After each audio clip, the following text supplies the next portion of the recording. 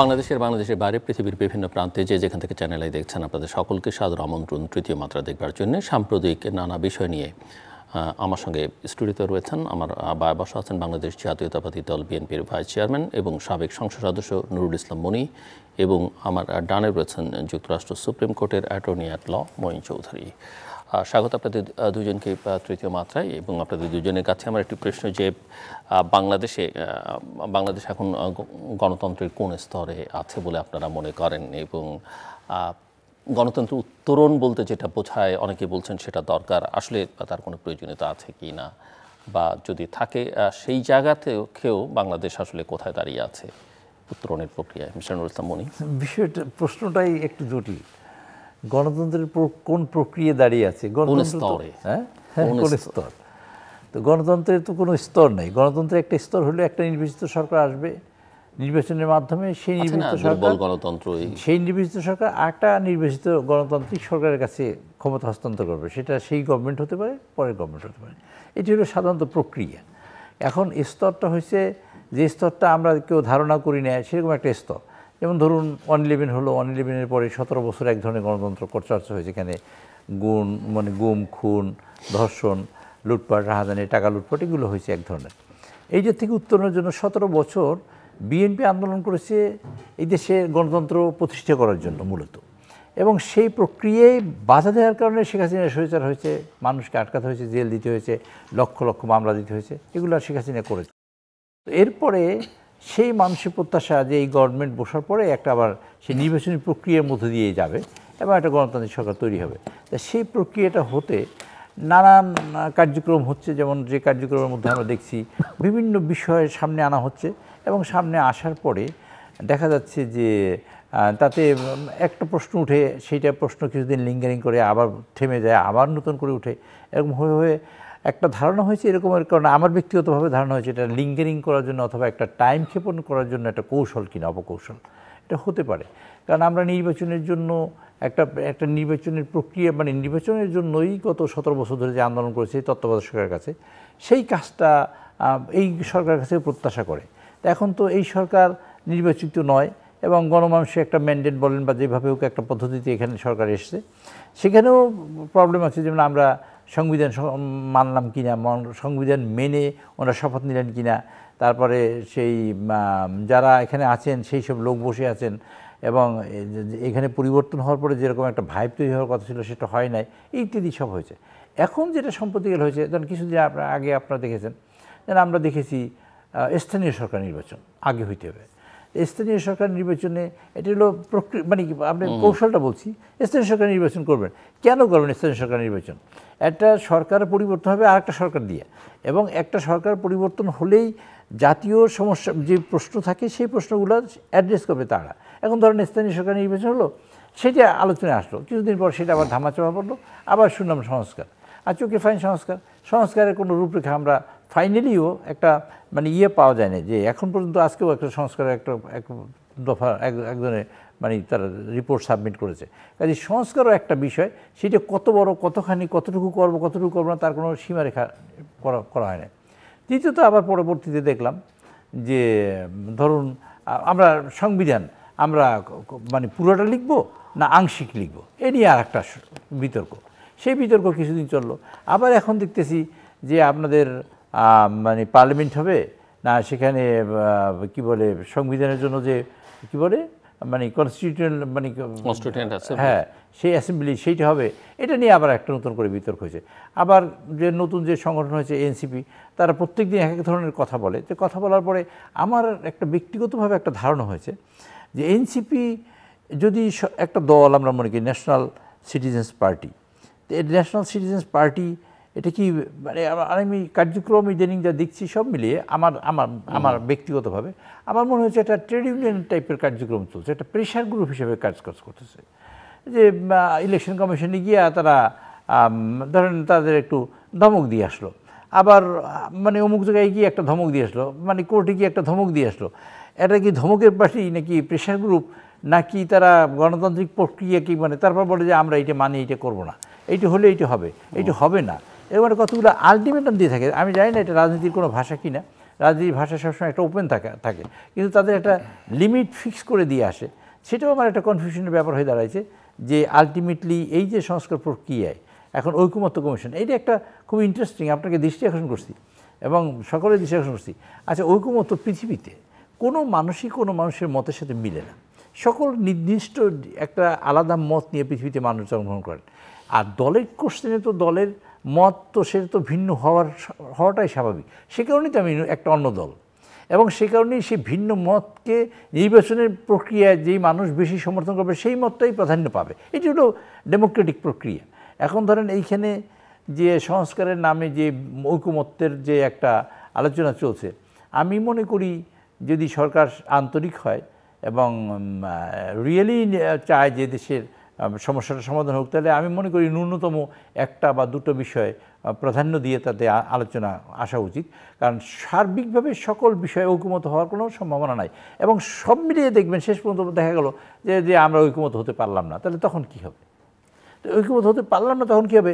এই অবস্থাটা, প্রশ্নটা আমি অনেক আগে করেছি, প্রশ্নটা অনেক আগে করা ঠিক হয় না, যে প্রশ্নটা অনেক পরে, কিন্তু শেষ পর্যন্ত গিয়ে সেখানে যদি দাঁড়াই আমরা, তো ফলাফল দাঁড়াই কি? সুতরাং যদি আমরা আন্তরিক হই এবং আমাদের যদি সদিচ্ছা থাকে, তবে আমরা মনে করি যে সংস্কারের জন্য নির্দিষ্ট কতগুলো আইটেম বাই করা দরকার। যেন আমাদের নেতা জনাব তারেক রহমান সাহেব, উনি বলেছেন 13ই জুলাই আপনার 2023 সালে আমরা সংস্কার করব। যখন সংস্কার কথা কেউই বলে না, তখন আমরা বলেছি। ম্যাডাম খালেদা জিয়া বলছে 2030 প্রকল্প দিয়েছেন, মানে কি বলে, রূপকল্প দিয়েছেন। জিয়াউর রহমান ছিল। আমরা সংস্কারের কথা বলেছি, এবং সংস্কারের মধ্যে যেসব কথা আমরা বলেছি সেগুলো অত্যন্ত গুরুত্বপূর্ণ কথাই বলেছি। তৃতীয় বিশ্বে আমি মনে করি অত্যন্ত গুরুত্বপূর্ণ কথা। তার চেয়েও যদি ভালো সংস্কার কিছু থাকে, তারেক সাহেব বলেছেন যে এটা তো আমার শেষ কথা না, এটা তো বাইবেল না, কোরআন না, আমরা ইচ্ছে করলে পরিবর্তন করতে পারি। কিন্তু আমরা যদি মনে করি তার চেয়েও বেটার সংস্কার, ফাইন, আমরা উইল অ্যাকসেপ্টেড। কিন্তু তার একটা লিমিটেশন জায়গায় নিয়ে আনা দরকার, যে এই কার্যক্রমগুলোর মধ্যে আমরা সংস্কার করবো, এবং এটা আনলিমিটেড না, এবং একটা লিমিটেড পর্যায়ে এনে এটা যে মানুষের ডেমোক্রেটিক যে প্রসেস আছে বা পদ্ধতিতে মানুষ পরিবর্তন চায়, সেই পরিবর্তনটাই হওয়া দরকার। সেই কারণে আমি বলবো গণতন্ত্র এখন যে কোন পর্যায়ে আছে, সেটা মানে কোন স্তরে আছে, সেটা মনে করি উত্তরণের স্তরে চেষ্টা করতেছে, বাট উত্তরণের মাঝখানে ওদিকে গণতন্ত্রের দিকে মাঝখানে একটা ঝামেলা আছে। হ্যাঁ, মিস্টার মঈন চৌধুরী, ধন্যবাদ জনাব জিল্লুর রহমান এত সুন্দর আয়োজন করার জন্য।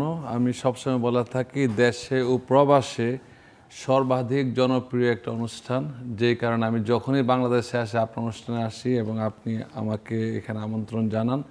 ধন্যবাদ নুরুল ইসলাম মনি এমপি সাহেব। আপনার প্রথম প্রশ্ন ছিল গণতন্ত্রের কি ধরন বর্তমানে, কোন স্তরে বাংলাদেশ এইটা আছে? বর্তমানে তো state of democracy in Bangladesh, বর্তমানে তো বাংলাদেশে গণতন্ত্র নাই। এটা হচ্ছে বিপ্লবী সরকার, এটা বললেও ভুল হবে। এটা গণতন্ত্র নাই, doesn't exist right now, to the point. So বিপ্লবী সরকার এখন গণতন্ত্র কবে আসবে প্রশ্ন করতে পারেন। গণতন্ত্র কত শীঘ্র গণতন্ত্র পাচ্ছি। এখন আমরা প্রবাসে থেকে, আমি ইমিগ্রেন্টস ইন্টারন্যাশনাল চেয়ারপারসন, আমরা ইমিগ্রেন্টস নিয়ে কাজ করি। প্রথমে একটা অভিযোগ আপনার মাধ্যমে বর্তমান সরকারের কাছে, আমাদের প্রবাসীদেরকে কিন্তু এই সংস্কারে সম্পৃক্ত করা হয় নাই, কোনো ডায়ালগ হয় নাই। ইচ্ছা করলে কিন্তু সরকার চাইলে প্রবাসীদেরকেও, 2 কোটির বেশি প্রবাসী বিশ্বে বসবাস করে আমরা, কেউ ডুয়াল ন্যাশনালিটি নিয়ে আছে, কেউ অথবা বাংলাদেশ ন্যাশনালিটি নিয়ে আছে, তাদেরকে কিন্তু সরাসরি বা কোনো পরোক্ষভাবে সম্পৃক্ত করা হয় না। একটা কমিশন গঠন করা হয়, তারা কিন্তু প্রবাসীদের ডায়ালগ তো করেন, ডায়ালগেও অংশগ্রহণ করায়, কোনো এমবেসি কোনো আয়োজন করায়, প্রবাসীরা কী চায়। আমি যখনই আমেরিকা থেকে আসি, আমার কিন্তু সবাই জানে যে আপনার প্রোগ্রামে আসবো, আর সর্বাধিক জনপ্রিয় এবং সর্বাধিক প্রচারিত। আমার সবাই বলে যে মঈন ভাই এই প্রশ্নগুলো বলবেন এবং করবেন আমাদের দাবিগুলো।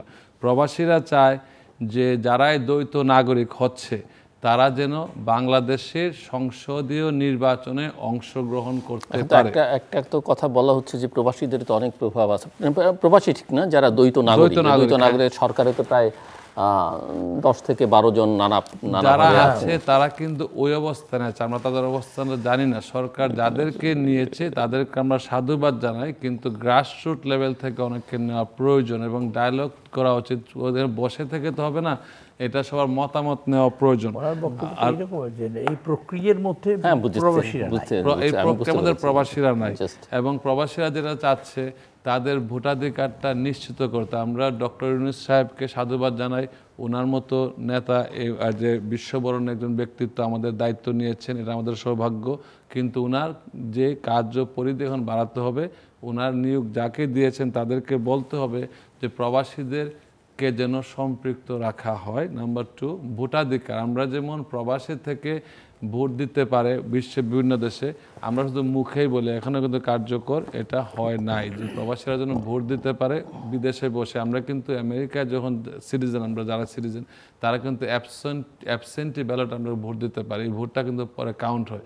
যখন এটা গুরুত্ব দেবেন তখনই কিন্তু আমরা মনে করব যে আমরা আরও দেশকে ভালোবাসতে মন চাইবে, দেশের প্রতি সম্পৃক্ত মন চাইবে। আমি দু একটা উদাহরণ দিচ্ছি আপনাকে, না বললেন আমি আসলে খুব ওপেন কথা বলি, আমি কাউকে মানে সমীহ করার প্রয়োজন নাই, যেহেতু আমরা ইন্ডিপেন্ডেন্ট, এখানে আমরা কোনো কারো দাসত্ব না।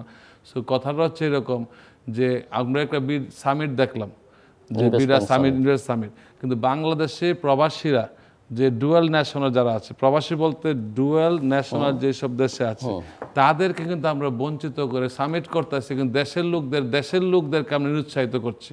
বিগ কোম্পানি ঠিক আছে আসবে, কিন্তু আমরা দেশের লোকদের, বাংলাদেশে যারা দ্বৈত নাগরিক তারা কিন্তু অনেক ইনভেস্টমেন্ট দেশে আছে, তারা মুখ ফিরে নিচ্ছে, তারা কিন্তু ইনভেস্ট করতে চাচ্ছে না। তাদের জায়গা জমি একসময় আমরা ইনভেস্ট করতাম, এখন আমরা জায়গা জমি বিক্রি করে নিয়ে যাচ্ছি। কেন? কারণ আমরা এই প্রতিকূল পরিবেশের কারণে। এগুলো যদি সৃষ্টি করা হতো তাহলে আমরা সবাইকে বলি যারা প্রবাসী, তারা এক একজন অ্যাম্বাসেডার, তাদের মাধ্যমে বিগ কোম্পানিকে আসবে, আপনার দাওয়াত দিয়ে আনতে হবে না। ইটস এ মাউথ যে কথার মধ্যে কিন্তু আসে। আমরা যখন যে আমরা কিন্তু এই দেশে আমেরিকা বিগ কোম্পানির সাথে কাজ করি, আমরা তাদের লিগাল অ্যাডভাইজার হিসেবে কাজ করি, সিনেটর বলেন, কংগ্রেসম্যান বলেন, যে লেভেলে আমরা কিন্তু কাজ করি। তো আমাদের মুখ থেকে কথাগুলো কিন্তু তারা রেফারেলে কিন্তু কাজ হয় অনেক বেশি। সামিট করার প্রয়োজন, সামিট করেছে, খুব ভালো, সাধুবাদ জানাই। আমি সরকারকে অনুরোধ করব প্রবাসীরা যেন বাংলাদেশের প্রতি আরও উদ্বুদ্ধ হয় ইনভেস্ট করতে, ওদেরকে আপনারা ধরে রাখবেন, তার আপনারা একজন পরিবেশটা দিবেন, আমরা যেন এখানে আসতে পারি, বিনিয়োগ করতে পারি, আমরা লাইফ, লিবার্টি এবং প্রপার্টি যেন সেফ থাকে এখানে। That is very important. বর্তমানে আইন শৃঙ্খলা বাহিনী উন্নতি হয়েছে, কিন্তু আমরা আরও উন্নত চাই। প্রবাসীরা যেন লাইফ, লিবার্টি, প্রপার্টি সেফ থাকে, দেন একটা অনুকূল পরিবেশ হবে। এবং ডেমোক্রেসির কথা যারা বলতেছেন আপনি, কোন পর্যায়ে এবং কবে, আমার প্রশ্ন কবে আসবে? কারণ আমার ধারণা মতে, আমার কথায় তো আজ কিছু চেঞ্জ হবে না। আমি ল প্র্যাকটিস করি আমেরিকাতে, কিন্তু যারা কথাবার্তা বলি, আমরা সব দলের লোকের সাথে কথা বলি, এখানে যে সকল সংস্কার, এর মধ্যে কিছু সংস্কার হয়ে যাওয়ার কথাই ছিল, কিন্তু এটা একটু মানে ডিলে হচ্ছে। আমরা এই এক্সপেকটেশন জনগণের ছিল না, ভাবছিল যে তারা খুব শীঘ্রই দুই একটা ইম্পর্টেন্ট ক্ষেত্রে সংস্কারটা করবে। যেমন প্রথম সংস্কারের প্রয়োজন হচ্ছে নির্বাচন কমিশন। ওই যদি নির্বাচনটা যদি সঠিক হয়, তাহলে পরবর্তী সরকার কিন্তু এসে আরেকটা, আমাদের মনে হয় যে নির্বাচন কেন্দ্রিক সংস্কারগুলো করে ফেলা দরকার ছিল, খুবই ইম্পর্টেন্ট ছিল, যেটা মানুষ মনে করতেছে হয়তো ওদের খুব শীঘ্রই হবে।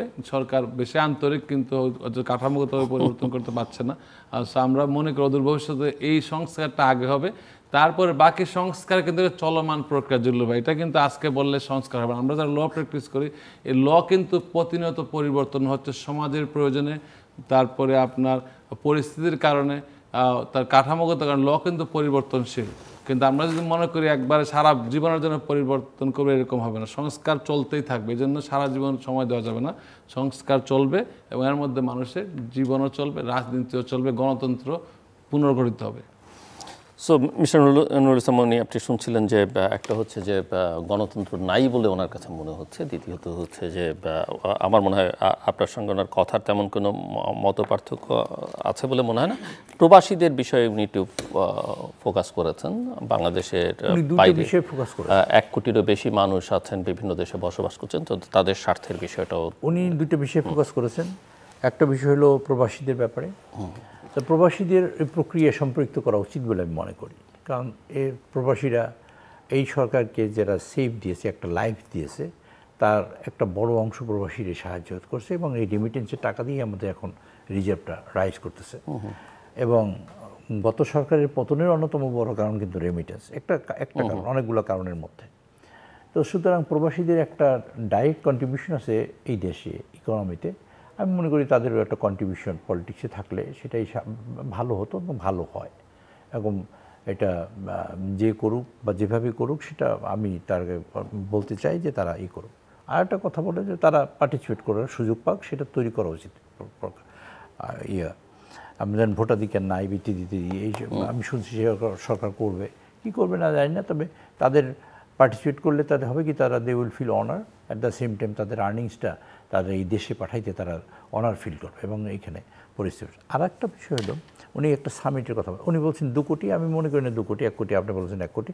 1 কোটি লোক বিদেশে আছে, আমাদের হিসেবে অনুযায়ী 8 মিলিয়ন। হাওয়ার তো আরেকটা সামিটের কথা বলেছেন, ইনভেস্টমেন্ট সামিটের যে কথা বলেছেন যে প্রবাসীরা অ্যাকচুয়ালি ডিয়ার দ্য অ্যাম্বাসেডর এক্সকে আমি দাওয়াত করে নিয়ে আসলাম, তার অনেক অঙ্ক থাকবে এখানে এবং সে টাকার ফেরত নিতে। আমরা কয়েকদিন আগে আপনি দেখছেন পিটার হাস বাংলাদেশ ব্যাংকে গিয়ে বসেছিল যে তার টাকা ফেরত পাচ্ছে না। এই দেশে 98% gas not in with the government, with somebody else, some other party country, আমি নামটা আর বললাম না। 98% গ্যাস একটা দেশে কন্ট্রোল করে একটা দেশের আর একটা দেশ। 33% গ্যাসের দাম বাড়াইলেন। আপনি সাবমিট করবেন, এইখানে লোকরা হাজার হাজার কোটি টাকা ইনভেস্টমেন্ট করছে এই দেশে ব্যবসায়ীরা, তারা গ্যাস পায় না, তারা বিদ্যুৎ পায় না, রাস্তা নাই। তাই গ্যাস বিদ্যুৎ রাস্তা নাই, তাদের ইনভেস্টমেন্ট নিয়ে তারা কান্নারি করতেছে। যে দেশের টাকা আপনি ইনভেস্ট করবেন সেই দেশের লোকেরই তো বিপদে পড়েছে।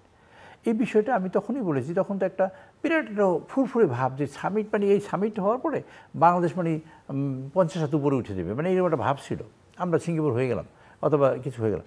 কিন্তু এখন আজকের প্রথম আলোতে আপনি দেখবেন একটা মতামত লিখছে এক ভদ্রলোক, কে যেন বিরূপক্ষপাল অথবা কেউ একজন বিরূপক্ষপাল। তো এটা আমি তখনই আমি নিজেও নিজের একটা নোট লিখছি, আমার নিজের মতন করে লিখছি যে আমি তো I don't see anything else. কী দেখি আমি 2 ধরনের ইনভেস্টমেন্ট হয়। একটা হলো ধরুন, একটা হলো আপনার সার্ভিস সেক্টর একটা ইনভেস্টমেন্ট, আর একটা হলো রিয়েল ইন্ডাস্ট্রিতে ইনভেস্টমেন্ট। সার্ভিস সেক্টর ইনভেস্টমেন্ট অনেক সময় আমরা বাতাস বিক্রি করে টাকা নিই, এই ফোনে কথা বলতেছি বাতাস বিক্রি করে, kind of service. Quick rental আমরা প্রচুর টাকা লুট পড়ে যায়, কাইন্ড অফ সার্ভিস। এতে হয়তো 2-4 টাকা ইনভেস্টমেন্ট হতেও পারে। কিন্তু একটা ইন্ডাস্ট্রি যদি আপনি করেন, রিয়েল একটা সিরামিক ইন্ডাস্ট্রি করেন, একটা লোহার ইন্ডাস্ট্রি করেন, ভারী ইন্ডাস্ট্রি যদি করতে চান, একটা ইন্ডাস্ট্রি করলে it needs gas, it needs electricity, it needs communication. এই 3টা সাপোর্ট ছাড়া কোনোভাবেই কোনো দেশে ইন্ডাস্ট্রি হবে না। এইগুলো 3টা সাপোর্ট তো একটা ফিজিক্যাল সাপোর্ট, এরপর হলো একটা মানুষের লাইফ সাপোর্ট লাগবে, একটা মানুষের প্রপার্টি প্রোটেকশন লাগবে। এইগুলা ইম্পর্টেন্ট। এইগুলা ভিত্তি করে হয়তো ধরেন এই মুহূর্তে লাইফের সিকিউরিটি আছে, প্রপার্টি সিকিউরিটি কিছুটা গভর্নমেন্ট দিতে পারবে বা সেটাও আছে, কিন্তু এই 3টার অবস্থানটা নেই। ফলে আজকে বিরূপক্ষপালের লেখাটা পড়ে আমি দেখলাম যে রিয়েলি ইনভেস্টমেন্ট বলতে যা বোঝায় সেটা হলো মুখোমুখি হয়েছে। বাস্তব ইনভেস্টমেন্ট আমরা বলি যে এটা বিপক্ষে, তা না। ইনভেস্টমেন্ট হোক বাংলাদেশে এবং খুবই জরুরি দরকার। আজকের সুযোগ আমাদের সামনে আছে, অনেক সুযোগ আছে, সে যদি আমরা ইউটিলাইজ করি তাহলে কাজ হতে পারে। যেমন ধরুন চায়নাকে আমেরিকান গভর্নমেন্ট অনেক ট্যাক্স বসিয়েছে, মানে 250% অলমোস্ট ট্যাক্স বসিয়েছে। চায়নার একটা 2 জনের টাসেল হবে, একটা টাগবর হতে পারে সেখানে, যা কিছু। চায়নার ব্যবসা করার জন্য দেন কম্বোডিয়া ছিল, লাওস ছিল, সেসব জায়গায় কস্ট, লেবার কস্ট অনেক বেড়ে গেছে। আমাদের বাংলাদেশে এখন স্টিল আমাদের যে অপরচুনিটি আছে, আমরা এক চাইনিজ ইনভেস্টমেন্ট যদি করি এবং তারা যদি বলি যে ঠিক আছে আমরা ওপেন করে দিলাম, তোমরা আসো, তোমরা ইনভেস্ট করো, আমরা একটু ফ্ল্যাট করে দিতে পারি আমরা নিজেরা, এইখানের লোকেরা, এই একটা কান্ট্রি দিও। আমি বলি না যে আপনি একটা কান্ট্রি আনেন, আপনি সবারতে আনেন। আনার পরে যেটা করবেন সেটা হলো, যদি ইনভেস্টমেন্টটা এই পর্যায়ে যদি না হয় তাহলে ইন্ডাস্ট্রিয়াল ইনভেস্টমেন্ট বাংলাদেশে হবে না।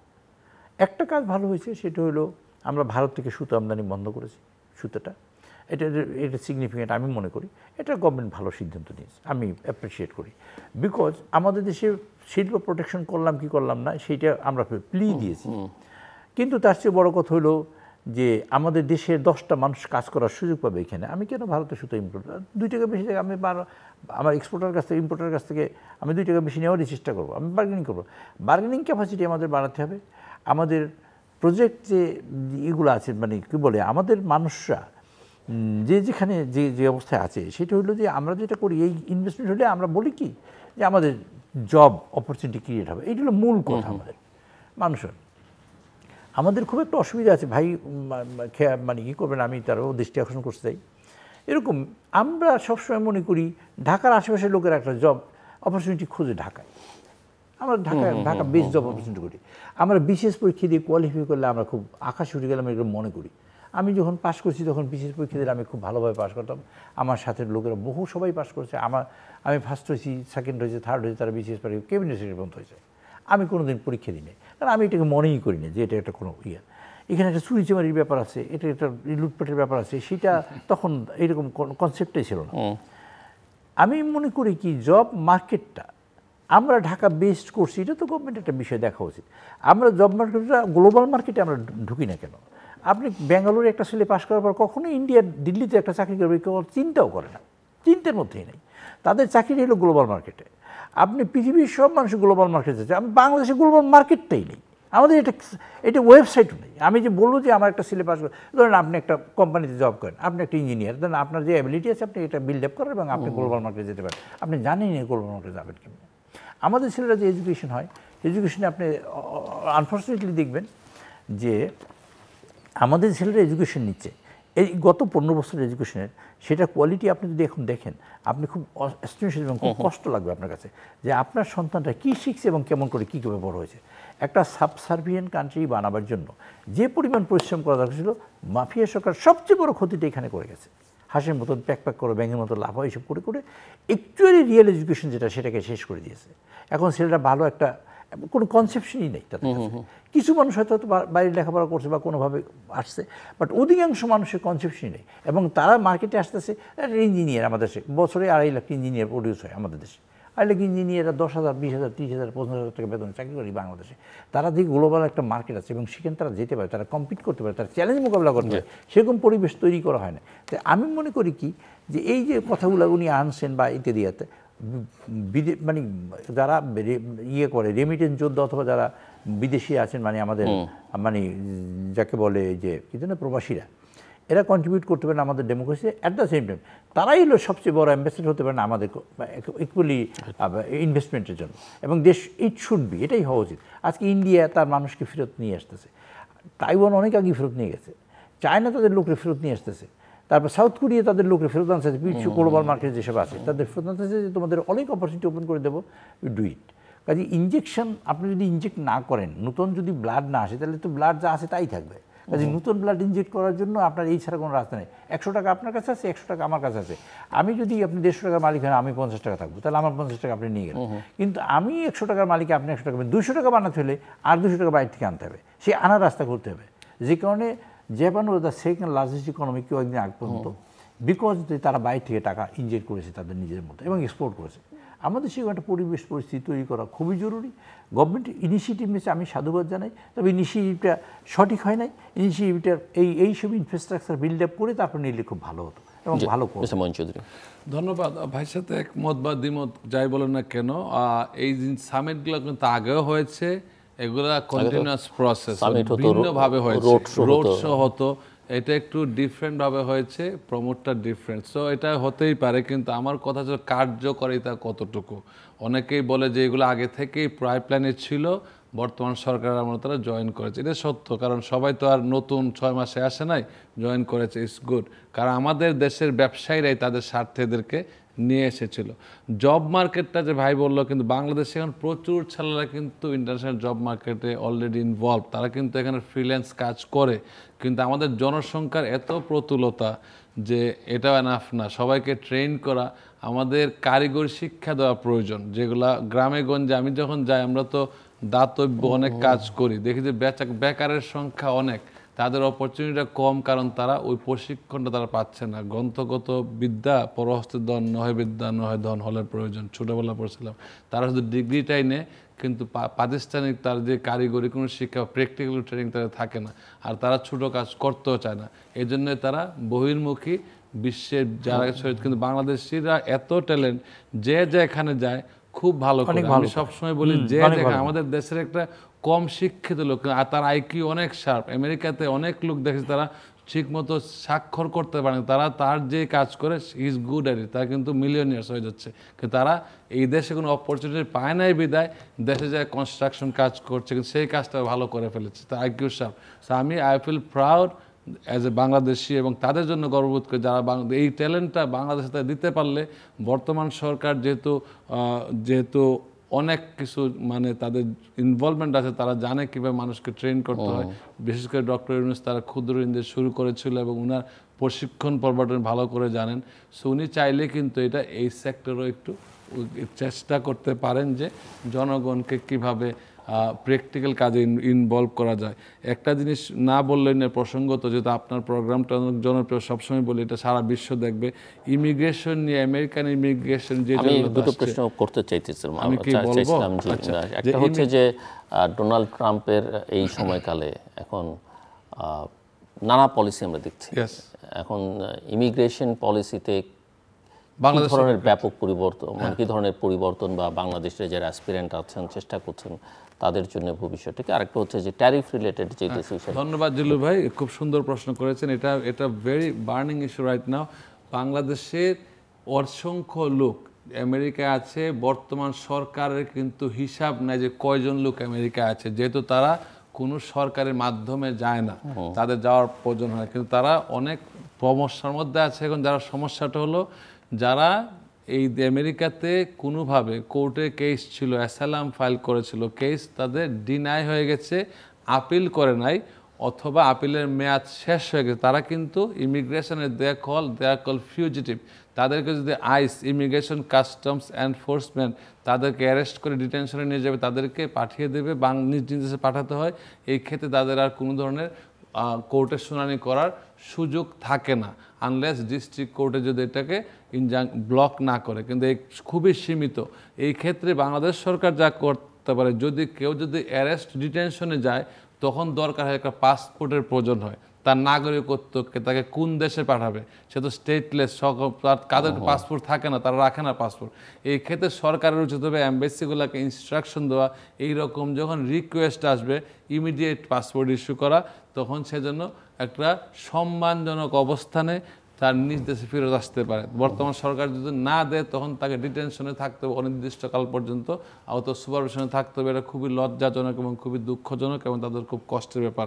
আর যারা এই দেশ থেকে যায়, তারা কিন্তু অনেকেই একটা সময় পর্যন্ত কোনো কিছু ফাইল করে না, তারা দেখা যায় একটা নির্দিষ্ট মেয়াদের পরও তারা অবৈধ থাকে, তাদেরকে বলে আনডকুমেন্টেড, তাদের কোনো হিসাব সরকারের কাছে নাই।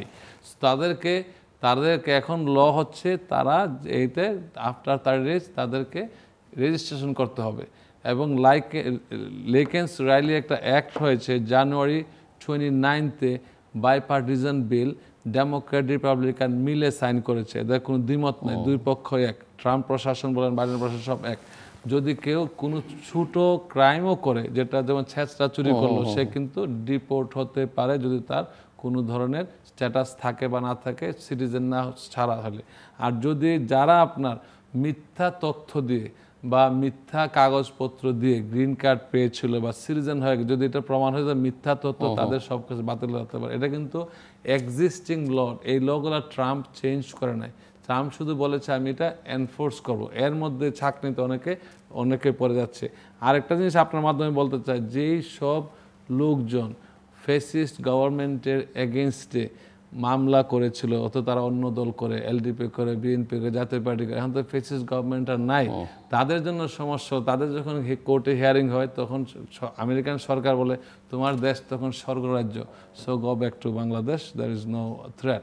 সো আমেরিকা ইমিগ্রেশন লতে অ্যাসাইলাম কেসে বলা হচ্ছে কি, পাস্ট, প্রেজেন্ট, ফিউচার পারসিকিউশন। যদি পাস্টে না থাকে, প্রেজেন্ট না থাকে, ফিউচার না থাকে, তো আপনার কোনো সমস্যা নাই। তো এক্ষেত্রে অনেকে এখন দুঃখ কষ্টের মধ্যে, এটা হিতে বিপরীত, কিন্তু কিছু করার নাই। তবে সরকারের, আমার মনে হয় বাংলাদেশ সরকারের, আমি এতে আসার আগে কনসুলেটের কথা বল, তাদের রিকোয়েস্ট হলো বলার জন্য যে মঈন ভাই বললেন যে আমাদের আন্ডার স্টাফড, আমরা বাংলাদেশের যেই পরিমাণ লোক প্রতি বছর বিদেশে আমেরিকাতে যায়, ওই পরিমাণে কিন্তু এমনি যারা মাইগ্রেট করতে চায়, মানে ইমিগ্রান্ট হিসেবে আমেরিকায় যেতে চায়, ট্রাম্পের আমলে কি সেটা কি আগের মতো সহজ থাকছে নাকি না? যদি বৈধভাবে হয়, সঠিক পদ্ধতিতে হয়, কোনো সমস্যা নাই। ট্রাম্প কোনো ল চেঞ্জ করে নাই। যেমন ফ্যামিলি ভিসায় যারা যাওয়ার প্রসেস চলতেছে, ইট উইল কন্টিনিউ। আগে হয়তো সময় লাগতো একটু কম, এখন একটু বেশি লাগতেছে, কারণ আমাদের স্টাফ সংকট আছে, কম। আবার কয়েকদিন পরে এগুলা যখন সম্ভাবনা হচ্ছে, এটা অবৈধ পথে যখন বন্ধ হবে তখন বৈধ পথের দ্বার খুলে যাবে, এটাকে বুঝতে হবে। আমেরিকা এখন এনকারেজ করতেছে অবৈধ পথে যাওয়াটা, মানে ডিসকারেজ করতেছে, তারা বৈধটা তারা এনকারেজ করছে। বর্ডার সিল করে দেওয়ার রেকর্ড সংখ্যক সিল হয়ে গেছে বর্ডার, কিন্তু অনেকে মিথ্যা তথ্য দিয়ে যাচ্ছে। যেমন আমি সবাইকে বলে আপনার মাধ্যমে এটা শর্ট, এটা না, তারপরে বলতেছি যে তো মানুষজন একটু দেখলে ভালো, শুনলে ভালো। Law, you have to know the law and obey the law. Law না জানা কিন্তু আপনার ক্রেডিট না, আমি আইন জানি না, ভুল করে ফেললাম। অনেকে ডিপোর্ট হচ্ছে এখন মিথ্যা তথ্য দিয়ে তারা গ্রিন কার্ড পেয়েছিল। জাস্ট মানে খুব ছোট্ট করে যদি বলেন, এই যে ডোনাল্ড ট্রাম্পের যে পলিসি নানা ক্ষেত্রে, যে ট্যারিফ রিলেটেড এবং অন্যান্য ক্ষেত্রে সারা পৃথিবীর সব দেশ, সকল মিত্রদের সঙ্গেও তার যেই এখন ইকুয়েশন, এটা কি ইউএসএ কে আইসোলেট করে ফেলবে পৃথিবী থেকে, নাকি আরো সক্ষম করে? ডোনাল্ড ট্রাম্পের মনোভাব কিন্তু আমাদের সাধারণ জনগণের মনোভাবের সাথে মিলে না। আমি ডেমোক্রেটিক পার্টির ডিস্ট্রিক্ট লিডার, ডোনাল্ড ট্রাম্প হচ্ছে রিপাবলিকানের প্রেসিডেন্ট। কিন্তু আমাদের কিন্তু আমেরিকাতে আমাদের কিন্তু বাংলাদেশের মতো যে ওই রকম রেশারেশি নাই, জাতীয় স্বার্থে সবাই কিন্তু এক। সো এই ক্ষেত্রে ডোনাল্ড ট্রাম্পের এটা হচ্ছে নেগোসিয়েশন পয়েন্ট। তার টেকনিকটা সারা বিশ্ব কিন্তু এখন ডোনাল্ড ট্রাম্পকে প্রেসিডেন্টই মানে, এমন একটা ভাব। This is true. বলেন আপনি মানেন না মানেন, সারা বিশ্ব একজনের প্রেসিডেন্ট, অন্য প্রেসিডেন্ট, নিজের দেশের প্রেসিডেন্টের নাম জানে, ডোনাল্ড ট্রাম্পের নাম সবাই জানে। আমি একটু আগে কথা বলছিলাম একজন পিএইচডি হোল্ডার তার সাথে, যে আমরা আমেরিকান ইমিগ্রেশন সম্পর্কে এত বেশি জানি, কিন্তু বাংলাদেশে কার্যকর কোনো ইমিগ্রেশন আইনই নাই। সরি টু সে, আসলে কোনো আইন নাই। আপনি বলতে পারবেন একটা লোক কীভাবে বাংলাদেশে স্থায়ী বসবাস হতে পারে, কীভাবে পাসপোর্ট হতে পারে, বলতে পারবেন না। কিন্তু আমরা সবাই জানি আমেরিকান ইমিগ্রেশন ল জানি। রোহিঙ্গাদের নিয়ে আজকে সমস্যা হচ্ছে কেন? কারণ আমাদের কোনো এক্সিস্টিং আইন নাই। যে এক্সিস্টিং আইন থাকতো, যেমন আমেরিকায় লক্ষ লক্ষ লোক ঢুকতেছে, বর্ডার ক্রস ঢুক, আমরা আইনের মধ্যে তাদেরকে অ্যারেস্ট করতেছি, বের করে দিচ্ছি, অথবা কেস উইন করলো, যদি তার ভ্যালিড ক্লেম থাকে সে থাকবে, ভ্যালিড ক্লেম আছে চলে যাবে, তাকে সামহাও ডিটেনশনে চলে যাবে। কিন্তু আমাদের কিন্তু এক্সিস্ট কোনো ল এখানে এক্সিস্ট করে না, করলেও এটা কার্যকর না। সো এক্ষেত্রে আমাদের দক্ষ জনগোষ্ঠীর প্রবাসে কিন্তু আছে। বর্তমান সরকার, যে কোনো সরকার যদি প্রবাসীদের এক্সপার্টেড হেল্প চায়, আমরা কিন্তু হেল্প করতে প্রস্তুত, কিন্তু আমাদের কাছে সরকার পৌঁছায় না, অ্যাডভাইসও চায় না। সো যে প্র্যাকটিক্যাল অনেকে দেখা যায় বিদেশে যায়, ট্রেনিং করতে যায়, ট্রেনিং করে চলে আসে, আর কিছু করে না। সো সরকারকে আমি অনুরোধ করব, যে ক্ষেত্রে এক্সপার্ট তাদেরকে এক্সপার্টিস দেওয়া লাগান। মিস্টার নুরুল ইসলাম মনি, এক্ষেত্রে বিষয়টা ডোনাল্ড ট্রাম্পের মতো চিন্তা করে, আমি আমার মতো চিন্তা করি। উনি সারা বিশ্বে মিত্র, বন্ধু, শত্রু সকলের উপরে ট্যারিফ বসিয়েছেন। আজকেই গতকালকে 50টা স্টেটে দলমত নির্বিশেষে ওনার বিরুদ্ধে মিছিল হয়েছে। 50 স্টেটে হয়েছে একেবারে। এইটা আমেরিকার ইতিহাসে কখনো হয় না। কাজে ডোনাল্ড ট্রাম্পকে কে কী বিশ্বাস করলো না, সেটা নিয়ে আমরা আলোচনা করতে চাই না। যেহেতু তারা মুরব্বী মানুষ, টাকা পয়সা আছে, সুতরাং তাদের টাকা পয়সা নির্ভর করে, অ্যাট দ্য সেম টাইম তাদের ইন্টেলিজেন্সের উপরে নির্ভর করতে হয়, এবং তাদের অনেক কৌশল আছে, যে কৌশলে একটা দেশকে প্রধানত কেমনে করতে হয় তারা জানে। তারা মুখে বলে এক কথা, আরেকজনের আরেক কথা। একটা বক্তৃতা শুনেছিলাম অনেক আগে, বক্তৃতার লাইন বলতে চাই। ইরানের প্রেসিডেন্ট আহমদিনেজাদ একবার বক্তৃতা দিয়েছিলেন যে আমি ওয়েস্টার্ন ওয়ার্ল্ডের কাছে কী শিখব? যারা প্রথম বিশ্বযুদ্ধ করেছে, যারা দ্বিতীয় বিশ্বযুদ্ধ করেছে, যারা বিদেশের মানুষের সম্পদ লুট করেছে, তারা আমাদের কী শিখাবে? এই কথাটা আমার কানে বেঁধে বাজে অনেক সময়। কাজে এখানে আমি কোনো কিছু বলতে চাই না। এখানে আমেরিকা জায়গায় আছে, আমরা আমাদের জায়গায় আছি। আমরা চাই যে বিশ্ব একটা হারমোনাইজ পদ্ধতিতে চলুক, এবং সেখানে মানুষের সম্প্রীতি, সহযোগিতার হাত বাড়াক সবাই। যার সম্পদ আছে, আছে না, একটা সময় ছিল ওপেন বর্ডার হবে, মানে বর্ডার থাকবে না, বর্ডারলেস ইন দ্য ওয়ার্ল্ড। সেটা হলো পৃথিবীর এক জায়গায় সম্পদ কক্ষগত হয়েছে। সম্পদ তো কৌশলগত বিভিন্ন পদ্ধতি নিয়েছে। সেই সম্পদটা ইকুইটেবল ডিস্ট্রিবিউশন যদি হয়, তাহলে সারা পৃথিবীর মানুষ ভালো থাকতে পারে। অনেক সম্পদ আমরা পিছনে খরচ করি, অস্ত্রের পিছনে না করে যদি এইটা শিক্ষার পিছনে, এইটা ফুডের পিছনে, মানুষের ওয়েলফেয়ারের পিছনে খরচ করলে পৃথিবী অনেক ভালো জায়গা হতে পারে, স্বর্গই হতে পারতো পৃথিবীটা। আবার আমি মনে করি সেরকম হয়তো কোনো একদিন হবে। আমার বক্তব্য এখানে যেটা আলোচনা করতে বসছিলাম, যা দিয়ে শুরু করছিলাম ডেমোক্রেসি, আমি সেখানে আসতে চাই। সেটা হলো এই যে সংস্কারের কথা বলে যে আমরা যে কার্যক্রম করছি বা সব মিলিয়ে, আমি আরেকটু জিজ্ঞেস করতে চাই যে এখন তো যে ন্যাশনাল কনসেনসাস কমিশন কাজ করছে বাংলাদেশে, একটা জাতীয় ঐকমত্য প্রতিষ্ঠার জন্য সংস্কারের নানা ইস্যুতে, কতটা আশাবাদী আপনি? ন্যাশনাল কনসেনসাসের ব্যাপারে তো আমি প্রথমেই বলেছি যে পৃথিবীর সকল মানুষই একটা ভিন্ন মত আছে, এবং আর দলের তো অবশ্যই আছে, প্রত্যেকটা দলের ভিন্ন মত আছে বলেই তো নির্বাচন। এবং আপনার দলের মত মানুষ গ্রহণ করেছে, আমার দলের মত গ্রহণ করে বলে তো আপনি গভর্নমেন্টে বসবেন, আমি বসবো না। কিন্তু এখানে যদি সকল মত একত্রিত হয়ে যায়, তাহলে তো আমাদের তো নির্বাচন লাগে না, তো এই যদি আমরা করতে পারি, এইটা হবে না। এটা আমি মনে করি না যে এটা ফাইনাল। আমি সেই জন্যই বলছি গভর্নমেন্ট একটা বা দুইটা বা তিনটা কোনো একটা প্রায়োরিটাইজ করুক যে এই ভিত্তিতে আমরা কাজ করব, এইটার মধ্যে আপনার একমত হন। আচ্ছা ধরুন at the end of the day finally গিয়ে বললাম যে আমরা একমত হতে পারলাম না, তখন কি হবে? সেই বিষয়টা আমাদের আগে শুরু করতে হবে, যে ব্যাক ক্যালকুলেশনটা আমাদের আগে করাই ভালো, করলে আমাদের জন্য সুবিধা হবে। কারণ আমি গিয়ে শেষ দিনে আমি বললাম যে আমি পারলাম না, তারপর কী হবে? সেইখান থেকে শুরু করাটা ভালো হতো। আমি মনে করি কনসেনসাসের কোশ্চেনে অনেকগুলো তো আমরা বিএনপি একমত, অনেকগুলো একমত না, অনেকগুলো ডিসিডেন্ট একটা আইডিয়া দিয়েছে। আবার আমি এনসিপিকে বলবো they are working as pressure group, not that political পার্টির কথাবার্তা যেরকম হওয়া উচিত সেরকম কথাবার্তা বলছে বলে আমি ইদানিং যা দেখতেছি তাতে আমার মনে হয় না। তা সব মিলিয়ে ইলেকশন কমিশনে গিয়ে তারা সতর্ক করে দিয়েছে। Election commission is an independent body, constitutional body, তাকে সতর্ক করার আপনি কেউ না, আমিও কেউ না। ইলেকশন কমিশনকে সতর্ক করছে, সেটাই তো একটা অপরাধ, এটার অপরাধের মধ্যে পড়ছে আমি মনে করি। এবং আমিও সতর্ক করতে পারি না, আমি বলতে পারি this is my submission to you, আপনি এটা দেখবেন, আপনি যেই বললেন আপনার সাবমিশন এইটা। কিন্তু আপনি সতর্ক করার জন্য ইলেকশন কমিশনকে, ইজ কনস্টিটিউশনাল বডি, বাংলাদেশে 3টে কনস্টিটিউশনাল বডি আছে, তার মধ্যে একটা জুডিশিয়ারি হেড, এই election commission is one of them. আচ্ছা হাউএভার আমি যেটা বলতে চাই যে এইসব না করে যে রিয়েলি আপনারা প্রত্যেক দিন একটা নতুন কৌশল যদি বের করেন, যে আজকে এই পর্যন্ত করলাম, তারপর এটা ধরুন মিলে যাচ্ছে, তখন আরেকদিন আরেকটা করলাম, আরেকদিন একটা নতুন খেলায় না গিয়ে দেশকে রিয়েলি যদি ভালোবাসি আমরা, দেশে যদি নির্বাচনকে এবং ডেমোক্রেসিকে যদি আফল করতে চাই, আমি মনে করি যে দেশে একটা নির্বাচনী পরিবেশ তৈরি করা এই সরকারের একান্ত দায়িত্ব। এবং সেটা যে পরিবেশে নির্বাচনটা হতে পারে সেরকম তৈরি করা, নির্বাচিত সরকারের হাতে আপনারা ক্ষমতা হস্তান্তর করে সেই নির্বাচিত সরকারকে আমরা একটা কথা বলি, যে আপনি একটা জিনিস দেখেন, একটা সংস্কার করলো এই গভর্নমেন্ট, করলো ধরেন কোনো একটা, পরবর্তী গভর্নমেন্ট এসে বললো যে আমি মানি না, তো কী হবে? এইটা আমি আরেকবার আপনার তৃতীয় মাত্রায় বলেছি।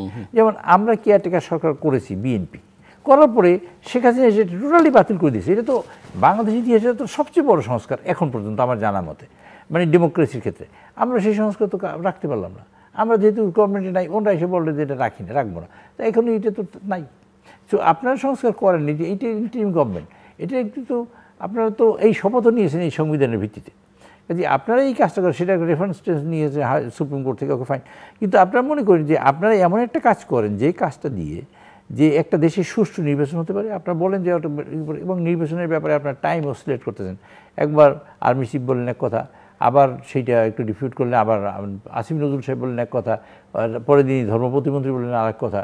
আবার এটা তো আপনারা তো একটা ফিক্স করেন না কোথাও, যে আমরা ডিসেম্বরে করবো, জানুয়ারি করবো, ফেব্রুয়ারি করবো, মার্চ করবো, আমরা ডিসেম্বরে 17 তারিখ করবো, বা ফেব্রুয়ারি মাসে 28 তারিখ করবো, কি একেবারে মার্চ মাসের 10 তারিখ করবো। একটা ফিক্স করে যে আমরা এইখানে ডেডলাইন, আমরা এইখান থেকে আমরা মুভ করবো না, এরকম কোনো ফিক্স করে আপনার অসিলেটিং কথা রাখছেন, একটা কথা বাতাসে ভেসে বেড়াচ্ছে, বাতাসে দিয়ে দিলেন, এরকম কথা তো আপনাদের কাছে আশা করি না।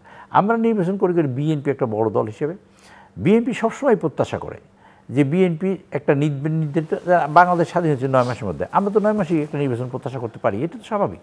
আচ্ছা সেটা 18 মাস হলো, তো 18 মাস পরেও যদি আপনি একটা নির্বাচন দিতে না পারেন, 2 বছরের একটা স্বাধীন হওয়ার 2 টাইমের মধ্যে, এটা তো আপনাদের হওয়া উচিত বলে আমি মনে করি।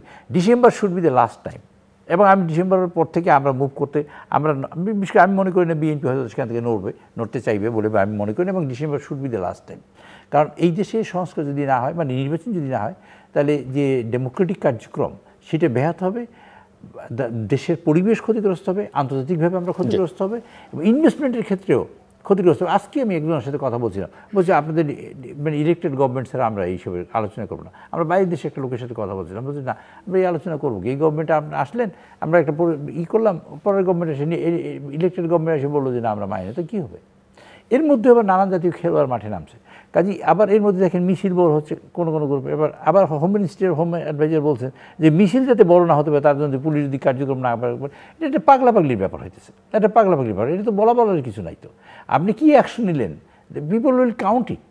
আপনার তো এই আজকে কি বললেন সেই পিপল উইল নট কাউন্ট, আবার সেটাও কাউন্ট করবে কখন, যখন ওটার সাথে কিছু মিলবে। হ্যাঁ, কিন্তু ধরেন যে প্রসঙ্গে স্বরাষ্ট্রমন্ত্রী বলেছে যে আওয়ামী লীগের জটিকা মিছিল হলে পুলিশের ব্যবস্থা না নিলে শৈথিল্য প্রদর্শন করলে ব্যবস্থা নেওয়া করবে। আওয়ামী লীগের আপনি দেশ বলছেন গণতান্ত্রিক, আপনি আওয়ামী লীগ তো নিষিদ্ধ দল না, আওয়ামী লীগ মিছিল করবে, আপনি মিছিলে বাধা দেবেন কেন? আমি মিছিলে বাধা দেই। কোন আইনে বাধা দেবেন? না, কোন আইনে বাধা দিচ্ছি মানে স্বরাষ্ট্রমন্ত্রী যখন বলছেন, উপদেষ্টা যখন বলছেন, কোন আইনে আমার বক্তব্য এখানে পরিষ্কার, এটাই বলতে চাই। আমরা এটা কি বিপ্লবী সরকার বলবো, গণ অভ্যুত্থানের সরকার বলবো, নাকি একটা ইন্টারিম গভর্নমেন্ট বলবো, নাকি আমরা একটা ডেমোক্রেটিক গভর্নমেন্ট বলবো? এই ডেফিনিশনটার উপরে ডিপেন্ড করবে আপনারা কি করতে চাচ্ছেন। অ্যাকচুয়ালি 1949 সালে যখন চায়না রেভলিউশন হলো, রেভলিউশন হওয়ার পরে ওনারা তো ওই বিতর্ক করে তো লাভ নেই, কারণ সংবিধানের এই ক্ষেত্রে অধীনে শপথ নিয়েছেন। কখনো কখনো এটা বাতুলতার পর্যায়ে পড়ে যাবে, কখনো কখনো পরে এটা মানে ইয়ে পড়ে যাবে, একটা পড়ে যাবে, এটা বাদ কি বাদ কথা বললাম, না হয়ে যেটা হওয়া উচিত সেটা হলো রিয়েল কার্যকর কিছু হতে পারে সেই রকম কাজে হাত দেওয়া দরকার। আমি অনেকগুলো যদি ফ্রন্ট ওপেন করি নাও, সেই ফ্রন্টগুলো আমি মনে করি সেটা করে না, মানে ফ্রন্টে আপনি you don't have any that much strength to fight with all the fronts, আমি মনে করি তাই। সুতরাং আপনি এমন ফ্রন্ট করেন, আপনি যদি একটা ডেমোক্রেটিক প্রসেসটা এস্টাবলিশ করেন, তাহলে এই আপনার পাশে দাঁড়িয়ে অনেকেই আছে ফাইট করবে।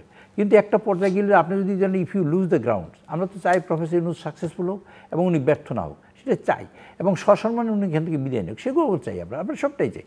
সেই সবটা চাইতে গিয়ে যদি আপনি মনে করেন you are making the enemies of, মানে আমরা চারপাশে সবাইকে যদি এনিমি করে ফেলেন, that will be big problem for this interim government, ট্রানজিশনের প্রবলেম হবে। সেই জন্য আমাদের ডিজায়ারটা হলো, আমরা মানুষকে বলতে চাই, এবং আমরা বলতে চাই সেটা হলো আপনার যেটুকু সংস্কার প্রয়োজন নির্বাচনের সাথে সেটুকু সংস্কার করে আপনি বলে তাদের স্ট্রাকচার দিয়ে বা তাদের আস্থা এনে আপনি নির্বাচন কমিশনকে বলেন আপনারা নির্বাচন কন্ডাক্ট করেন, এবং সেই ক্ষেত্রে আপনারা টাফ থাকেন। যে if somebody else making any kind of disturbance or any kind of chaos confusion create করে বা এনি কাইন্ড অফ ট্রাবলস, তো সেইখানে আপনার টাফ অ্যাকশন হয়, লাইক সেশন ইন ইন্ডিয়া। সুতরাং সেই রকম আর কার্যক্রম আপনারা করেন। চৌধুরী, এই যে বাংলাদেশের সংস্কার এবং নির্বাচনের যে বিতর্ক এবং নির্বাচন কবে হবে, এক ধরনের অনিশ্চয়তা, সব মিলিয়ে এই জায়গায় আপনার? আমার ব্যক্তিগত মতামত হচ্ছে, বাংলাদেশের নির্বাচন কমিশন কি স্বাধীন? এটা হচ্ছে প্রথম প্রশ্ন। স্বাধীন হয়ে থাকলে তো এখনই নির্বাচন হতে পারে, আর স্বাধীন না হয়ে থাকলে স্বাধীন করার ব্যবস্থা করুন অ্যাক্টের মাধ্যমে, অথবা ল তৈরি করুন। নির্বাচন কমিশন যেন কারোর প্রভাব মুক্ত থাকে। প্রভাব মুক্ত যদি নির্বাচন কমিশন থাকে তাহলে সুষ্ঠু নির্বাচন হবে।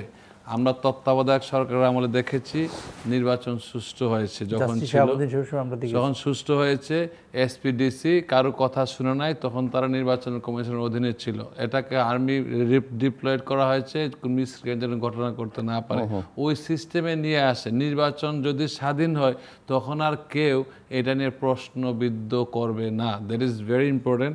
তবে এইসব ক্ষেত্রেই যে ন্যাশনাল কনসেনসাস চাওয়াটা, এইসব ক্ষেত্রে এই মৌলিক বিষয়গুলোতে যদি একমত না হয় কেউ, তাহলে সে তো রাজনীতি করার অধিকার রাখে না। যদি সে বলে আমার মতো নির্বাচন হবে, no, he is not allowed to participate in democracy. নির্বাচনটা সঠিক হতে হবে। প্রফেসর ইউনূস সাহেব ওইটার মধ্যে গুরুত্ব, নির্বাচনের সঠিক হয় তখন তারা মানুষের দ্বারে দ্বারে যাবে, ভোটারদের মূল্যায়ন করা হবে। তখন একটা ভোটারকে কেউ কিনতে পারবে না, কিনলেও তাকে ফোর্স করে জোর করে ভোট দেওয়াতে পারবে না, তার ভোট কারচুপি হবে না, আর্মি দিয়ে পুলিশ দিয়ে ভোট করতে পারবে না। এটা যদি প্রথম পূর্ব শর্ত থাকে, তার মানে পুরা নির্বাচন যদি সুষ্ঠু হয় তখন কিন্তু এক ধাপ অটোমেটিক আমরা এগিয়ে গেলাম। এটা প্রথম করা দরকার ছিল। আমি প্রফেসর ইউনূসকে এখন আপনার মাধ্যমে অনুরোধ জানাচ্ছি, এই নির্বাচন কমিশনটা সংস্কার করে আগেদেরকে স্বাধীন করে দেন, অ্যাক্টের মাধ্যমে যাই করেন, যেহেতু এখন সংসদ নাই। কিন্তু এগুলা কিন্তু পরবর্তীতে আবার সংসদে পাস করতে হবে। আমরা যে মনে করছি যে এটা হচ্ছে থাকবে, এরকম না। যেহেতু অন্তর্বর্তীকালীন সরকার যেই কাজগুলাই করে তারা কিন্তু পরবর্তী নির্বাচিত সরকারের মাধ্যমে এটা কিন্তু পাস করতে হবে। যতগুলো চুক্তি হচ্ছে, এই আন্তর্জাতিক চুক্তি বলেন, ইনভেস্টমেন্ট যা বলেন, এগুলো পরবর্তীতে পাস না করলে নির্বাচিত সরকার বাতিল করে দিতে পারে। এটা কিন্তু ভেরি ভেরি ইম্পর্টেন্ট। এটা কিন্তু রাজনৈতিক বা সরকারি প্রথার মধ্যেই পড়ে। আমরা হয়তো মনে করছি এখন তাদের প্রতিদ্বন্দ্বী কেউ না, যা ইচ্ছা করতে পারবে না, তারা এটা পাস করতে পারলে এই কাজগুলো অবৈধ হিসেবে গণ্য হবে। সো কিছু যে মৌলিক বিষয়ে কনসেনসাস থাকা ভেরি ইম্পর্টেন্ট। আর যারা না চায়, এই কনসেনসাস না চাইলে তারা হয়তো ডেমোক্রেসি চায় না। So that is very important. এবং আর যে বিষয়টা হচ্ছে ডক্টর মোহাম্মদ ইউনূসকে আমরা যেই পরিমাণ সম্মান দিচ্ছি, উনি কিন্তু অনেক ঊর্ধ্বে। ওনার জায়গায় হলে অনেকে কিন্তু এই ক্ষমতায় আসতো না। উনি কিন্তু লাইফ রিস্ক নিয়ে ক্ষমতায় আসছে, ওনার কিন্তু কেউ এখানে নাই। আপনি দেখেন পুরা সেট আপটা ছিল শেখ হাসিনার, উনি মাঝখানে এসে বসছে। উনি দেশকে ভালোবাসে আসছে, সাহস নিয়ে আসছে। এখন ওনার উচিত হবে এই সাহস নিয়ে এই পদক্ষেপগুলো নেওয়া এবং আমাদের কথাগুলো শোনা। আমরা যে নিরপেক্ষভাবে কথা বলছি, আমি রাজনৈতিক দলের পক্ষে কথা বলছি না, এবং যে নির্বাচন উনাকে একটা আপার ইয়াতে রাখা যেতে পারে যদি রাজনৈতিক দলগুলো ঐক্যমত্য হয়, যদি ওনার একটা ইন্টারন্যাশনাল ফিগার, ওনার একটা বহির্বিশ্ব গ্রহণযোগ্যতা অনেক বেশি, দল মতের ঊর্ধ্বে এসে ওনাকে কিন্তু একটা ন্যায়পাল হিসাবে ঊর্ধ্বে রাখা যায়। অনেক দেশে এটা করা সম্ভব। তো ওনার একটা ফ্লেভার পাবে বড় বহির্বিশ্ব এবং নির্বাচিত সরকার থাকবে বলে আমি মনে করি। আর যে জিনিসটা হচ্ছে ওনার মাধ্যমে সংস্কারটা ওনার কাছ থেকে আসতে হবে। ওনাকে এখন সবাই কিন্তু মূল্যায়ন করছে। উনি যে দলগুলো ক্ষমতার যেতে চাচ্ছে তারা কিন্তু ওনার সাথেই সহযোগিতা করছে। উনি একটা রোড ম্যাপ দেখ, তখন উনি বসলে কিন্তু সবাই শুনবে, থার্ড পারসন না গিয়ে। এটা আমাদের প্রত্যাশা। আপনি দেখছেন বিএনপির সাথে সমমান অনেকগুলো দল ইতিমধ্যে বৈঠক করেছে, সকলেই দাবি ডিসেম্বরের মধ্যে নির্বাচন হোক। আমরা প্রত্যাশা করি এই সরকার ডিসেম্বরের মধ্যেই নির্বাচনের ব্যবস্থা করবে এবং একটা নিরপেক্ষ নির্বাচন হবে। আর উনি রাইটলি বলেছেন ইলেকশন কমিশনকে শক্তিশালী করা। উনি স্বাধীন কিনা সেটাই প্রশ্ন তুলেছেন। ইলেকশন কমিশন কাগজপত্রে তো স্বাধীন আছেই, কিন্তু তাকে শক্তিশালী করা এবং তাকে অ্যাসার্ট করতে পারে সকল কর্মকর্তাদের 123-24 আর্টিকেল 125-26 যা আছে সেগুলোকে এনফোর্স করা এবং বাস্তবায়ন, স্পেশালি 126 যে সরকারি কর্মচারীরা যেখানে নির্বাচন কমিশনের আওতার মধ্যে থাকবে নির্বাচনকালীন সময় একটা নির্দিষ্ট টাইম আছে সেরকম, এবং তারা যে কথা বলবে সে কথা শুনতে বাধ্য হবে, সেরকম একটা জায়গায় নিয়ে এসে এবং ইলেকশন কমিশন শক্তিশালী সেটা তাদেরও যেমন তারা করতে হবে, সরকারকে তেমন সহায়তা করতে হবে। আর সেই সাথে আমি চাই যে বাংলাদেশে নির্বাচনের বাইরে যে 17 বছর আমরা আন্দোলন করছি একটা নির্বাচনের জন্য, সেই নির্বাচনটা এখন হওয়া খুবই জরুরি এবং যত সময় যত দীর্ঘ হতে হবে তত সমস্যা তৈরি হতে থাকবে, তত মানে আমাদের যে কার্য মানে যে মূলত যে জিনিসটা আমরা চাই investment at the same time বা বহির্বিশ্বের সাথে যে সম্পর্ক ইত্যাদিতে সব মিলিয়ে কিছু সমস্যা তৈরি হতেই থাকবে এবং মানুষের যে ইচ্ছা প্রত্যাশা ডেমোক্রেসির জন্য সেই প্রত্যাশাটা আস্তে আস্তে মেনে হতে পারে, মানুষ আবার ক্ষিপ্ত হতে পারে, মানুষ আবার সেই আগের মতনই পরিস্থিতি যেতে পারে, সেরকম না যাক সেটা আমি মনে করি। অ্যাট দ্য সেম টাইম আরেকটা জিনিস মনে করি বিএনপি বাংলাদেশের সবচেয়ে বড় দল, আগেও ছিল এখনও আছে, বর্তমান সবচেয়ে বড় দল। বিএনপিকে গুড বুকে রেখে তাদের সাথে আলোচনা করা, যেমন যে কোনো একটা পার্টি কোনোদিন নির্বাচনই করে তার সাথে আলোচনা করবেন 10 মিনিট, বিএনপির সাথে 10 মিনিট আলোচনা করলে পোষাবে না। বিএনপিকে সেই গুরুত্ব দিয়ে আলোচনা করতে হবে, তারা 2-3বার গভর্নমেন্ট চালিয়েছে এবং তাদের সংসদে একটা প্রতিনিধিত্ব সবসময় বড় রকমেরই থাকে। সুতরাং বিএনপিকে সেরকম গুরুত্ব দিয়ে তাদের অবস্থানটাকে মানে জাস্টিফাই করে এবং তাদের কথাগুলো মানে কতখানি নেওয়া যায়, অন্যান্যদের কথা কতখানি নিয়ে যায়, সকলে মিলে এরকম একটা জায়গায় আসে যে নির্বাচনকে সুষ্ঠু করার জন্য যেই কাজগুলো করা দরকার সেগুলো করেন। সংস্কারের ক্ষেত্রে নির্বাচনের জন্য যা করা দরকার তাই করেন, করে আপনি একটা নির্বাচন দেন এবং এই সরকার ভালো করুক সেটা চাই আমরা। তাই চাইবে না এই সরকার ভালো করুক, যাতে হাসিনার সেট করা জিনিস, কাজে হাসিনা সেট করা জিনিস এটা ভালো হইতে পারবে চাইবে না। সুতরাং তারা সেই পরিবেশ তৈরি করতে পারে, যখন ঘোলা পানি যখন হবে তখন মাছ শিকার করবে, কিন্তু অনেকেই ঘোলা পানি তৈরি করার জন্য অনেক ধরনের খেলোয়াড় এখানে আছে, এবার মাঠে আছে, আমরা সবাই দেখি। কাজে সেইটা যাতে না হয় আমি বিনয়ের সাথে অনুরোধ করতে চাই এই সরকারকে যে আপনারা সেটা দেখবেন, আপনারা নিশ্চয়ই আপনাদের ভালো বুঝবেন, আমাদের ভালো বুঝবেন, দেশের ভালো বুঝবেন। কাজে আমি মনে করি যে সব মিলিয়ে যাতে ঘোলা পানির সৃষ্টি না হয় এবং পরিস্থিতিও তৈরি না হয়, সেই পরিস্থিতি তৈরি হওয়ার আগেই আপনার বিএনপির মতো একটা বড় বৃহত্তর সংগঠন তাদের সাথে কথা বলুন, অন্যান্য দলের সাথে কথা বলে আপনারা ডিসেম্বরের মধ্যে নির্বাচনের ব্যবস্থা করুন এবং নির্বাচন যাতে ফ্রি অ্যান্ড ফেয়ার হয় এবং যাতে ফ্রি ফেয়ার হতে পারে তার পরিবেশ তৈরি আপনারা করুন, সেই প্রত্যাশা আমি এই সরকারের কাছে করি। জি মঞ্জুদি, এমনিতে সামগ্রিকভাবে কি মনে হচ্ছে যে বাংলাদেশের অর্থনীতিতে একটা চরম বিপর্যয়ের মধ্যে পড়ে গিয়েছিল বিগত সরকার আমলে, সেখান থেকে প্রফেসর মোহাম্মদ ইউনূসের মতো একটা গ্লোবাল আইকন নেতৃত্বে আছেন, আপনি কি মনে করেন যে অর্থনীতিতে এক ধরনের ইতিবাচক ধারা প্রবাহিত নাকি? ডেফিনেটলি ইতিবাচক ধারা প্রবাহিত, এবং আমরা যারা প্রবাস থেকে আসছি এখানে আমরা দেখি যে সব কিছুর উন্নতি হচ্ছে, কিন্তু একদিনে তো উন্নতি সম্ভব না, গ্র্যাজুয়ালি উন্নতি হতে হবে। আমি যেই দেশে থাকি, আমরা আমেরিকাতে থাকি, আমেরিকাতে গণতন্ত্রকে এখনও অনেক শক্তিশালী। আপনারা দেখেছেন গত নির্বাচন, ডোনাল্ড ট্রাম্প যা করুক না কেন সে কিন্তু সুষ্ঠু নির্বাচনের মাধ্যমে ক্ষমতায় এসেছে, এবং ইমিগ্রেশনের যে কথাগুলো আপনি বলছেন সে কিন্তু নির্বাচনী এজেন্ডা বাস্তবায়ন করছে, সে কিন্তু জনগণের ম্যান্ডেট নিয়ে আসছে। যদি আমি ডেমোক্রেটিক পার্টির লিডার, কিন্তু ডেমোক্রেটিক পার্টির লিডার হয়ে বলছে সে কিন্তু জনগণের ম্যান্ডেট নিয়ে আসছে। আমাদের কিছু পলিসিগত ভুলের কারণে আমরা ভরাডুবি হয়েছে, এটা স্বীকার করতে হবে। আমরা এইসব বিষয় নিয়ে এখন কথা বলছি ফোরামে, কিভাবে আমরা আমাদের ভোটারদের কাছে যেতে পারি, কারণ ভোটার হচ্ছে গণতন্ত্রের ক্ষেত্রে তারাই হচ্ছে শক্তিশালী প্ল্যাটফর্ম, ভোটার ছাড়া কিছু হবে না। তো আমাদের এদের মন জয় করতে হবে। সেমভাবে যদি বাংলাদেশে ঘুষ, দুর্নীতি, চাঁদাবাজি মুক্ত থাকে এবং জনগণ যদি ভোট প্রপারলি দিতে পারে, বড় দল ছোটল ব্যাপার না। আমি নুরুল ইসলাম সাহেবের সাথে একটু দ্বিমত করে বলছি, দল কত বড় ব্যাপার না, দলের সাথে সব বড় ব্যাপার না, যত আপনি জনগণের ম্যান্ডেট আছে কিনা আপনার উপরে। জনগণের ম্যান্ডেট নিয়ে ডক্টর ইউনূস সাহেব ক্ষমতায় আসছে, এই সময় কিন্তু দল মত নির্বিশেষে ডক্টর ইউনূস সাহেবকে আমরা সমর্থন করেছি। তাই উনার সেটা তো একটা বিশেষ পরিস্থিতি, আবার বিশেষ পরিস্থিতি, আবারও বিশেষ পরিস্থিতি আসবে ইলেকশনের সময়। বিশেষ পরিস্থিতি মানুষ কাকে চায়, এই জন্য বিএনপি বলেন, জামাত বলেন, এনসিপি বা যা নতুন দল, তারা জনগণের কাছে কে যাচ্ছে ভেরি ইম্পর্টেন্ট। কারণ জনগণ কিন্তু পরিবর্তনশীল, কাজের প্রতি তারা মূল্যায়ন করবে। আওয়ামী লীগ খারাপ কাজ করেছে বেদাতে সীমাহীন দুর্নীতির কারণে আজকে আওয়ামী লীগ দেশ ছাড়া, পরিবারের একটা লোক পরিচয় দিতে পারে না, অনেকে লজ্জা আওয়ামী লীগ বলতে পারে না। কিন্তু আমি গত বছর যখন দেশে আসছি সবাই আওয়ামী লীগ ছিল, এখন আওয়ামী লীগের কোনো নামগন্ধ নাই। কেন নাই? কারণ হচ্ছে তাদের সীমাহীন দুর্নীতি। আর সবাই দুর্নীতি করেছে বলা যাবে না, যে কিছু সংখ্যক লোক দুর্নীতি করার কারণে আস্তে দেশের সবাই এখন লজ্জিত, বহির্বিশ্বে মানুষ লজ্জিত। আমরা আমেরিকাতে যখন ইউএসসিআইএস যখন আমাদের ডকুমেন্ট পাঠায় যে শেখ মুজিবের মাথার উপর পেশাব করতেছে, এগুলা কিন্তু আর্টিকেল আছে, এগুলা কিন্তু আমেরিকান সরকার খুব রিপোর্টে নিয়ে রাখছে। এগুলো দেশের লজ্জাজনক। কেন? আমি এটা সমর্থন করি না, কিন্তু কেন হয়েছে? তাদের সীমাহীন দুর্নীতির কারণে, তাদের দুর্নীতি, চাঁদাবাজি, রাহাজানি, জনগণ অতিষ্ঠ হয়ে গিয়েছিল। সে এখন আমরা এত বছর পরে স্বাধীনতা পেয়েছি, এই স্বাধীনতা রক্ষা করার দায়িত্ব ডক্টর ইউনূসের নেতৃত্বে আমাদের সকলেরই। তা আমরা চাইব যে দেশে সুষ্ঠু গণতন্ত্র ফিরে আসুক যত শীঘ্রই সম্ভব। বিং অ্যান অ্যাটর্নি এট ল, আমি কিন্তু বলতে পারি না অনির্বাচিত সরকার থাকুক। অনির্বাচিত সরকার কখনোই কোনো দেশে মঙ্গল বয়ে আনতে পারে না, কারণ এটা হোক সে আর্মি গভর্নমেন্ট, হোক সে জনগণ ম্যান্ডেট, এটা একটা for the time being. So doctor Yunus অত্যন্ত বিচক্ষণ এবং উনি নোবেল লরেট, বাংলাদেশের একমাত্র নোবেল লরেট। উনি জানেন কীভাবে করতে হবে। উনি আমি মনে করি সঠিক সময়ে সঠিক সিদ্ধান্ত নেয় এবং সঠিকভাবে কাজটা সম্পন্ন করবো বলে আমার বিশ্বাস। মিস্টার নুরুল ইসলাম মনির, আমরা শেষের দিকে ক্লোজিং রিমার্কস। এই কথাটা আমি আর একবার রিপিট করতে চাই।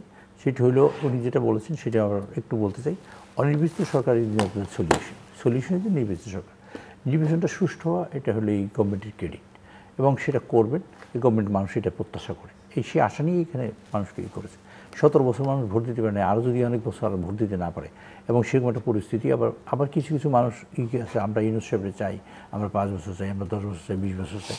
ইউনূস সাহেবের যদি 5 বছর চান আপনারা, তাহলে ইউনূস সাহেবের রাজনীতি নামেন, নির্বাচনের রাজনীতি যাবেন, নির্বাচন করে ইউনূস সাহেব গভর্নমেন্টে বসুন, অসুবিধা তো নেই। সেটি সেই পরিস্থিতি। সুতরাং একটা সুষ্ঠু, অবাধ, নিরপেক্ষ নির্বাচন হওয়া খুব জরুরি। তার জন্য যে কার্যক্রম করা দরকার সেই সরকার সেটা করবে, করে এরকম একটা পরিবেশ তৈরি করবে, এবং সেটা কোনো অবস্থাতে ডিসেম্বরে পরে নয়। সেটি প্রত্যাশা করি মানুষ, এই দেশের মানুষ। সুতরাং সেই কাজটি হোক, এটি প্রত্যাশা করি মানুষ। দর্শক, অনুষ্ঠানের শেষ প্রান্তে আমরা সামাজিক যোগাযোগ মাধ্যম ফেসবুক, এক্স এবং ইউটিউবে তৃতীয় মাত্রা লাইভ স্ট্রিম হচ্ছে আপনারা দেখতে পারেন। টেলিভিশনের পর্দায় দেখতে না পারলে যে কোনো সময় যে কোনো স্থান থেকে ইউটিউবে তৃতীয় মাত্রা চ্যানেলটি সাবস্ক্রাইব করে এই পর্ব বা পুরনো পর্বগুলো আপনারা দেখতে পারেন। মিস্টার মঈন চৌধুরী এবং মিস্টার নুরুল ইসলাম মনি, অসংখ্য ধন্যবাদ আলোচনা শোনার জন্য। দর্শক, আমার অতিথিরা বলছিলেন যে এখন একটাই সলিউশন, সমাধান, সেটা হচ্ছে একটা নির্বাচন অনুষ্ঠান, একটা ভালো নির্বাচন অনুষ্ঠান, এবং সেটা কোনো অবস্থাতেই ডিসেম্বরের পরে যাওয়া উচিত নয়।